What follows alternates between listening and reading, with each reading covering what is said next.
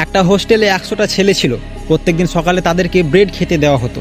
প্রত্যেকদিন সকালে ব্রেড খেতে খেতে 80টা ছেলের মাথা খারাপ হয়ে গিয়েছিল, তাদের আর পছন্দ হচ্ছিল না। কিন্তু আরও যারা 20টা ছেলে ছিল তাদেরকে ওই ব্রেডটাই পছন্দ ছিল। সকালের নাস্তায় অন্য কিছু চাওয়ার জন্য হাঙ্গামা করতে লাগলো, ঝামেলা করতে লাগলো। হোস্টেলের সুপারভাইজার এলো। এই সমস্যা দেখে সুপারভাইজার বলল, ভোট হবে, ভোটে যারা জিতবে তাদের মতোই খাবার আনা হবে। সুপারভাইজার সবাইকে একটা স্লিপ দিল, সেখানে অনেক রকমের খাবার ছিল। সুপারভাইজার বলল, যে খাবারটা সব থেকে বেশি ভোট পড়বে সেই খাবারটা দেওয়া হবে।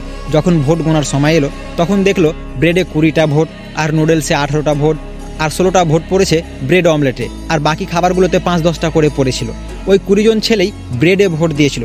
বাকি 80 জন ছেলেরা যারা নতুন খাবারের আশায় ছিল তারা এতগুলো খাবার দেখে কনফিউজ হয়ে গিয়েছিল, কারণ তারা ব্রেডকে হটানোর কথা ভাবেনি। তারা চেয়েছিল যে নতুন খাবার নিয়ে আসবো যেগুলো তাদের পছন্দ ছিল। কিন্তু রেজাল্ট এলো প্রত্যেকদিন ব্রেড খাবারটাই হবে।